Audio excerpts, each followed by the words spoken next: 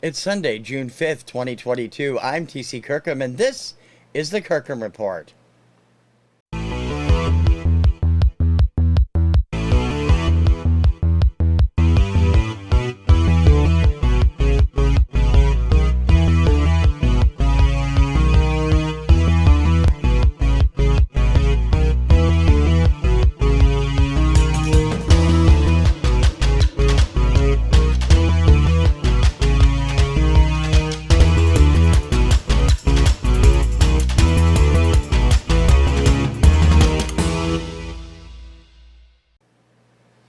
Hey VC, TC Kirkham here, the Kirkham Report.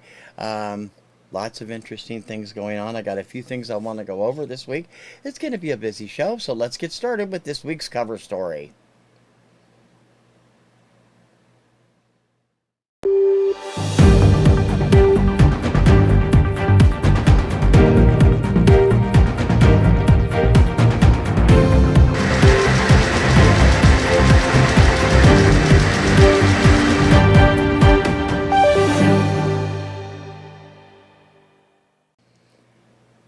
Last week I mentioned on the show how I was going to take some time off this last week to get a few things done. I'm still in the midst of getting my operations system center done. It's combination office and studio, and I have tons of stuff I can't get to. So this last week, the intent was over Memorial Day weekend and on through, I would be able to get things done. So real life happened and nothing got done. A few things did get fixed, but I'm still have a lot more to do. I am going to get back to doing my regular shows though, although I'm looking at a few things and checking to see whether they become easier or, what to do, whether or not the shows are going to be around for a while. Influencers will return on Tuesday this week. I have a number of acts that I want to be doing I still haven't done. And so that will happen on Tuesday. I'm not sure about the rest of the week, though, at least on Thursday and Friday. Off the Charts takes a lot of research, and I just don't have the time right now. So I'm thinking about substituting another show for it for a while. And Rock and Reviews, I haven't had time to watch anything. I'll try to get them in. The point that is something I definitely want to do.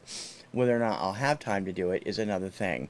I'm also trying to get RecordStoreRewind.com off the ground, which we're going to need your help for. Had a few contributions. We need a lot more. The idea is to make a site devoted to record retailers of the past, present, and future. I've gotten some great input from other people. I have a lot of stuff I want to put in myself and from my wife, and I hope you'll continue to write. You can go over to RecordStoreRewind.com and see the manifestos I got up there so you can see what we're going to do with it. And hopefully I'll have some stuff posted this week because it's been kind of nuts. One thing that did surprise me, one thing that did debut a couple weeks ago, was the premiere of the Pop Retro Countdown. All it is little clips of music from my charts over the years, and my goal is to have one of those up every Sunday at 4 o'clock. This week, of course, it won't be up because I'm doing this show. I was a day late with this. Most of my videos get an average of maybe 7 to 20 views. I don't know, considering I'm not quite to 200 subscribers, but it's growing all the time. I get an average of 15 to 20 views for the Obscuria, and maybe 20 to 30 for this show and influencers and so on and so forth. I'd like to get a lot more, obviously, but I did not expect the Pop Retro Countdown to do so well. Since the first episode, which focused on the week of January 5th, 1980, the first of my personal charts I have accessible, because I can't find 78 and 79, had a lot, 30 songs on the chart, little clips of each one, and I thought, we'll do modest views on it. I hadn't really looked at it until this past Thursday, and I was doing a tune reaction when I saw that the video has almost 500 views. I'm like, what the hell? So, needless to say, I'm going to keep this on track, and there will be a new one next week. I really, that stunned me, and thank you, Vinyl Community, and whoever else out there watched it. And it looks like they watched almost the whole thing. 90% of them watched, more than 2/3 of it, which really impressed me, according to the analytics. And I'm so stunned that people are that interested, and they get to hear little bits and pieces of songs they may or may not remember, or whatever. So that's where it goes. Hopefully, you will continue to enjoy that as I get it up. There will be it will be every Sunday at 4. Starting, I was supposed to start today, but it'll start next week because I got this show going up today. I also did take a moment or two um, to do something else this weekend. I'll talk a little bit about it a little bit later because I had a lot of fun doing that, and I think everybody in the vinyl community should participate, and we'll talk about that in a little bit. In any case, I just wanted to let you know that I am still working on things, so I'm a little slow, a little behind on things, but I am catching up slowly, and hopefully I will get this damn office done. I mean, I have a closet to clean out, which where all my CDs and all my 45s are in the closet. I have a new desk. I have another IKEA to put together. I have to get the room arranged. I have to get stuff out of here, boxes out of here, get my bookcases back because the one bookcase is now filled with half with albums because I don't have the other IKEA set up. It gets very frustrating, but I will get it done, and hopefully in the next week or two. But I definitely want to have it done by the end of the month. I've given myself that goal. It has to be finished by the end of June. When you do see it, it'll be a completely new look for the show and everything else because I really want it to look special, and I hope that you will continue to be patient with me as I get things done. And that's this week's cover story.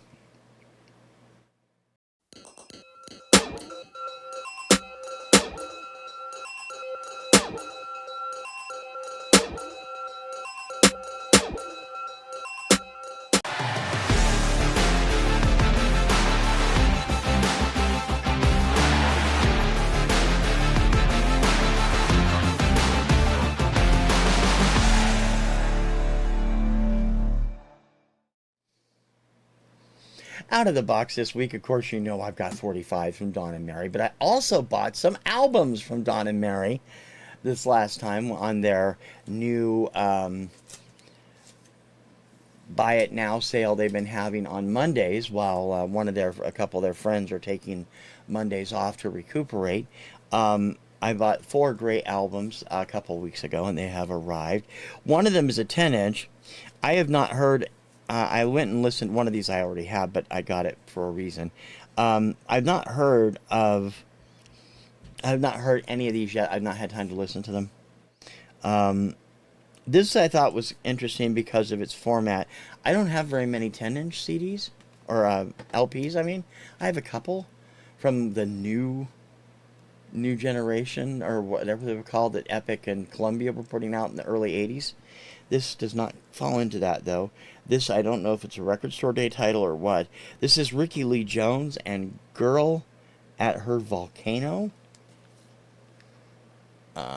Interesting stuff. I like Ricky Lee Jones anyway. That's going to be fun. I listened to this on Spotify after I bought it from them, but I love instrumental stuff, and this is no exception. I have not, as you can see, not even taken the tape off of it yet. Solo piano performances, Margie Adam, and Naked Keys. This is an awesome album. I listened to it on Spotify. Absolutely fantastic. Very jazzy in places, very laid back in places. That's the kind of stuff I love when it comes to that kind of music. I also picked up the Mystic Moods Orchestra. Extensions is the name of the album. And I have this already, but this cover is slightly different than the one I have. And the one I have has the RCA Record Club stamp in the back, because that's where I got it. This one is an OG from the stores, and could not be happier because I love this album. I love this man. Eventually, he's going to be on Influencers because I have been listening to his stuff since I was a kid. Eric Carmen, his debut solo album from 1975, late 75, early 76. I don't know when it actually came out for sure. All by Myself was in, yeah, late 75. All by Myself was on the charts in late 75 and early 1976. Love this album. Love all of his albums, actually. And I will be talking about him on Influencers one of these days. So those are the full-length albums and the 10-inch that I received. Now, on to the usual thing, the 45s. Another set of 20 plus a couple of extras. We'll do that one last, and we'll do that one next to last. I could have swore I already got a copy of this from Don and Mary, but I can't find it. I'm very meticulous about getting all this stuff in Discogs when I get that, so make sure I don't have to do it later. So I know I got one. I don't know why it didn't get put in there, but this is the second copy, I'm sure, of Save Your Kisses for Me by Brotherhood of Man. Of course, the 1976 Eurovision Song Contest winner. There's my Eurovision hat. Please Don't Go from KC and the Sunshine Band, which was the final #1 of the 70s or the first #1 of the 80s. I forget which it is. That was their last big hit. What's It To Ya, the edited version, 2 different remixes from Robbie Neville. Love him. I don't have that on a 45 either. I have the album, and I have a couple of the other 45s. A promo, Ray Conniff. Yeah, that's my stuff. Theme from Police Story. Main theme from the Columbia Pictures television show. So that would put this as it came out in 1976, although the show premiered in 1973, I think. Taken from the album Theme from SWAT and Other TV Themes. Never cared for this song either, although I don't have the hatred of it that I have of certain songs. Electric Avenue and Time Warp from Eddie Grant. I think it's more than I'm not that much into reggae. I like some of it, but not great. I have this already. I talked about this actually on Obscuria a few weeks ago. Charlene and I've Never Been to Me, and Somewhere in My Life on the flip. Bertie Higgins, Key Largo, and White Line Fever. Great song. That video is messed up, though. If you've never seen it, it's interesting. Marshall Crenshaw, Someday, Some Way, and You're My Favorite Waste of Time, which Bette Midler will later have a hit with. Great, great pair of songs there. I've been wanting this for ages, and when I saw this in this grouping, I'm like, I have to have that. I will bid high for that if I have to, because I want this. I love this song. I love disco remakes of songs. In this case, it was that period in early 76 where a lot of original artists were redoing their own songs in disco. Frankie Avalon had a #1 AC hit with his disco version of Venus in 1976. This didn't do that well, but it's still great. Percy Faith and his orchestra, Summer Place 76. Theme from A Summer Place. Of course, that song is the longest running #1 instrumental of the rock era. It spent 10 weeks at #1, 9 weeks at #1, something like that. Fred Noblock and Susan Anton, Killin' Time, and Susan Anton, Love Is No Friend to a Fool. I don't know whatever happened to Susan Anton. I know she was in Vegas for most of the 80s. I don't know what she's doing these days. I haven't heard from her. Fred Noblock was in SRO for a while. SKO, another country band for a while. Miko, Pop Goes the Movies, Parts 1 and 2. This is his contribution, one of his contributions to the medley craze of the early 80s. Manhattan's Shining Star and Never Run Away from Love Again. The Don Nova Singers and John O'Brien Guitar, Rio de Janeiro, and I Led the Way to the Bull Ring on Rio Records. I don't know what this is. I put it in Discogs, but I've never heard of it. This was another reason I grabbed this set, because I've loved this forever, and It's on the Dr. Demento Christmas album, I believe, but they used to play this to death in Columbus, Ohio when I was living out there. Rusty Chevrolet by the Upers, Michigan-based comedy band, and Smelting USA, the flip side. Rusty Chevrolet is to the tune of Jingle Bells, if you've never heard it. Barbra Streisand and Woman in Love and Run Wild. I think that's like copy number 25 I have of that. Heart Attack and Stranger's Touch from Olivia Newton-John. Great song. Classic from the Everly Brothers, Crying in the Rain and I'm Not Angry. I find it very interesting that neither one of these songs goes a full 2 minutes. So that tells you what radio was playing back when that was out. This is one of those rarities. I have a version of, I have two copies. Actually had one since it came out. And then I got another copy from Don and Mary a few months ago. And this one is the rare one that has the same track on both sides. It's not a promo. It was released that way. It is the comedy record Convention 72 by the Delegates, which was a radio troupe. I've forgotten what station. Same song. Basically, the premise is it's a cut-in song like Dickie Goodman used to do, and almost 5 minutes of early 1972 stuff with the first ever Republican and Democratic National Convention all in one hall. You can imagine what kind of crazy stuff that did.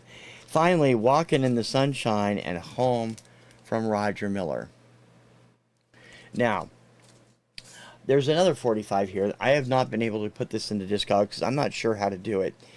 It is something called Old Time Radio presents Today's Page with Jerry Menschow. I'm assuming it's like a little syndicated 5-day-a-week thing. I can't find this in Discogs, and I'm not sure how to put it in because it has 5 tracks on it. There's 3 shows on... There's 4 shows... Nope, there's 4 shows in total, and each one is about 5 minutes long, so I'm assuming it's one of those little interstitials that, like, full service and news radio stations used to fill in with. It is off of Old Gold Radio in Nashville, Tennessee. So I've been looking and I can't figure out how to get it into Discogs, but yeah, it's interesting. And another flexi disc. Don has been sending these as putting these in there as an extra bonus because I used to get these all the time. Another cereal collection. This one happens to be La La La by Bobby Sherman. La La La, La La La. I could beak her through it, but that's Mary's shtick. I won't do that. I don't remember the rest of the lyrics. So those are the 45s and the albums I picked up from Two Hip Chicks. I have tons more. I have 3 more sets of 45s coming. I paid through the nose for 2 of them this week, and those should be here before too long. I have a few other things on order too. You'll be seeing lots of stuff next week probably.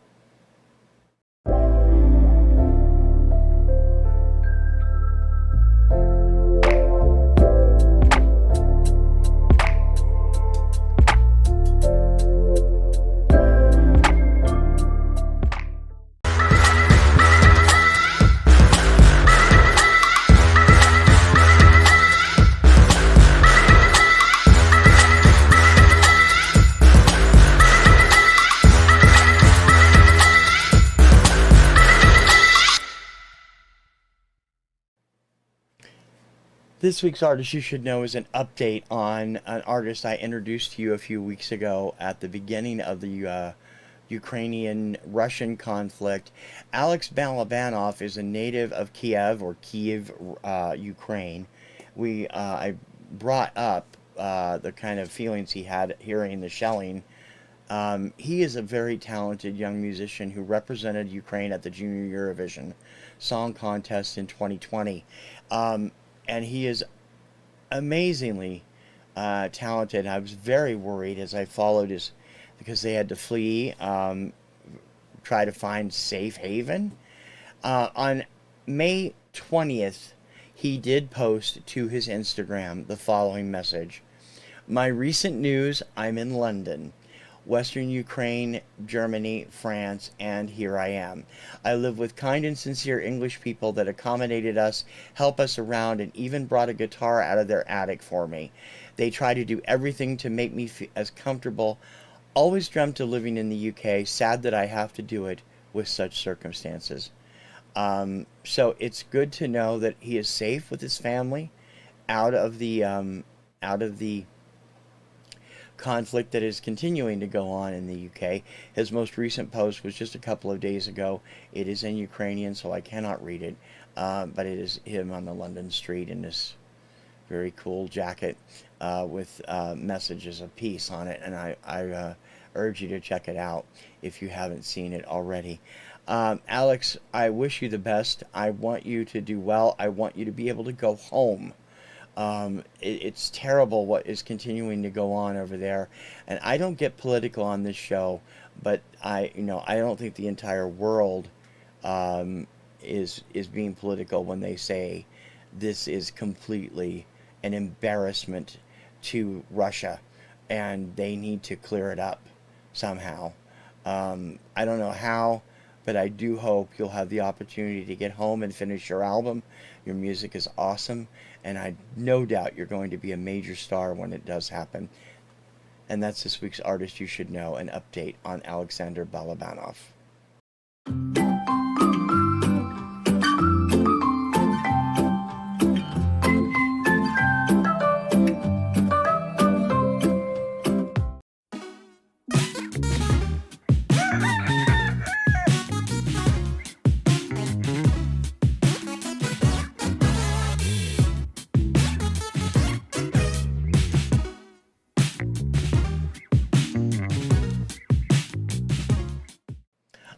Shout out this week. I haven't been doing these the last few weeks. I've been so crazy, but I want to make sure I get one in this week because I love this channel, and I think everybody does love this channel, and I want to help him get. He's right now in the lower 900s. He's trying to get to 1,000 subscribers. The channel is Robert's on My Turntable. He is a gentleman from Canada who has a incredible record collection. He's closely affiliated with 2 or 3 other local record collectors who he has gotten to know over there. Robert always starts his video up with his cup of coffee, and always has great commentary on the albums that he shows. Most recently, he did the same questionnaire that I did, that I'm going to talk about in the back pages, and I really enjoy watching Robert because he has such a unique perspective on how he thinks of music, and it's not any different from everybody else, but there's always a spin on it that makes him a lot of fun, worth watching. I will have a link to Robert's site in the show notes, and I hope if you haven't checked him out, you go over and subscribe and help him get to that 1,000 subscribers mark, because he's almost there. We can get him there. He wants to be there by the end of the year, I believe was his goal, and I think we can get it way faster than that. So if you don't already subscribe to Robert's on My Turntable, please go over and check him out, and that is this week's shout out.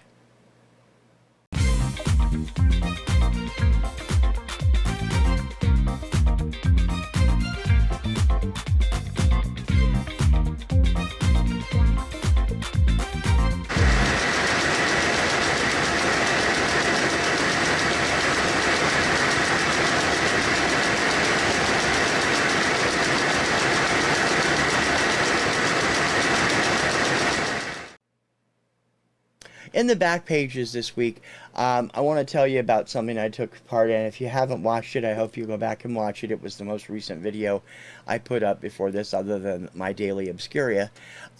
Richard McCook, who I've gotten to be we've had a lot of correspondence here and there, and who has given me some incredible praise over the last comments he's made. I just was blown away by them. He has this great questionnaire up, and I think everybody in the VC who makes videos for the vinyl community should be doing it. I know some people think it's repetitive because he did one last year, but it's not the same. It's similar, but not the same. And it's very telling when Richard does these, how many people do them. This is how much respect Richard has in the community, and also the fact that he's so curious about how everybody else operates.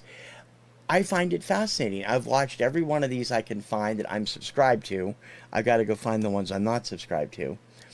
But it's basically 10 questions plus a bonus question about how you do your videos, what you're thinking of. The bonus question, do you check your shirt when you do videos? It's a great little set of questions. I had an enormous amount of fun answering them. And I'm really getting a lot of insight on my fellow VC members by watching their responses. A lot of people feel one way or another about what they what they post, what kind of views it gets, what they think should be doing well, and what they has done well. Like I said, for me earlier in the show, I was blown away by the super number of hits I got on the retro pop retro countdown. Um, I can't even do that on my Obscuria. It's only 5 minutes on. That was eight or half, 8.5, something like that. Um, Mostly, though, it's an interesting discussion about why people do or do not monetize or do not want to monetize. I've said a number of times, I would love to be able to monetize. I'd like to make a little extra on the side so I can fuel my habit.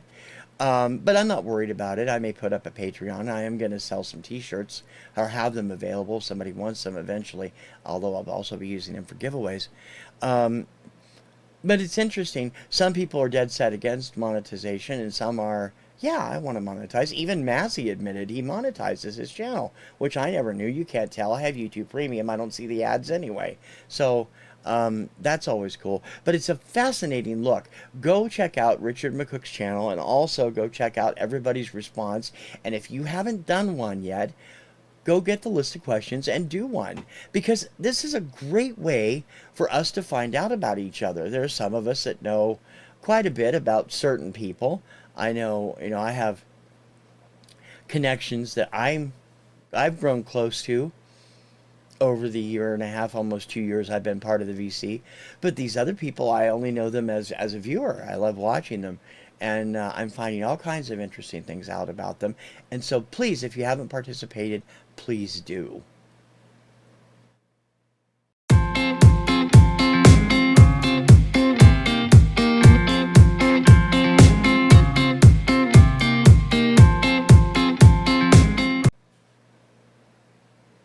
That's going to do it for this week's Kirkham Report. I will have a new episode of Influencers up, hopefully Tuesday, but possibly Wednesday at 4. I will try to get a couple of the other things done, and I'll try to get everything, a new plan balanced out by the end of this week, because I really want to have a different show up every day. It's just me. I'm a driven person that way, but I can't always do it. I do have Obscuria Monday through Friday, 11 a.m. Eastern, 8 a.m. Pacific.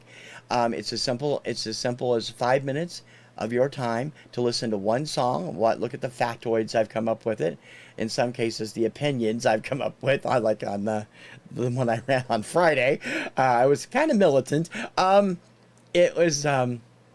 It's fun to do, and I love getting comments on them, and I'm always looking for a little bit of out there stuff.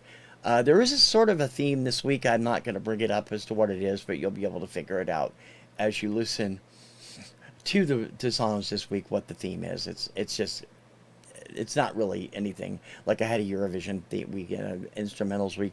This week is another one of those, but I'm not really going to bring attention to it. But it's going to be fun. Don't forget to check out the Record Store Rewind site also, because we can't make this work in a successful way without your help. Record Store Rewind, send us your stories about record stores you remember going to as a younger person, the record stores you go to now, new ones that are coming in your area. We want all the news. Tell us about it. Tell us about your experiences there. If you've got pictures, that'd be great. If not, we'll manage. But if you do have pictures, let me know and we'll make arrangements. I want Record Store Rewind to be the record store equivalent to Gross Etc. and Pleasant Valley Shopping and all these, that focuses on record stores of the past, bringing back the memories of the past, and also keeping track of those who continue to be vinyl champions as retailers. So please do that. Don't forget to like and subscribe. I know some people really don't like it when you do that, but in all honesty, it does help your subscriber count. I think by asking, I have been growing my subscribers all the time, and I really do. You'll hope to subscribe. Please click the notification bell. I know some people hate doing that, but it does also help the YouTube algorithms. And above all, don't forget to leave a comment. I love hearing from you, and I try to get back to you as soon as I can. And I get a lot of comments on Obscuria and a few on the shows, and I really appreciate every comment I get. So thank you for taking the time to do that. And I also urge you to spread the word to other people. I'm very close to 200 subscribers, and when I get there, I'm going to have a contest. So help me get to 200 subscribers, and we'll have a cool 200 subscriber contest. And it'll be cool prizes and help me to launch something else new. Until next week, I will see you then, and I'll see you in between there, and I'll probably have a little bit more here and there. And don't forget to check out my full website, thekirkhamreport.com, where I also have occasional tidbits of news or information. Until next time, I'm T.C. Kirkham, the Kirkham Report. Ciao, baby.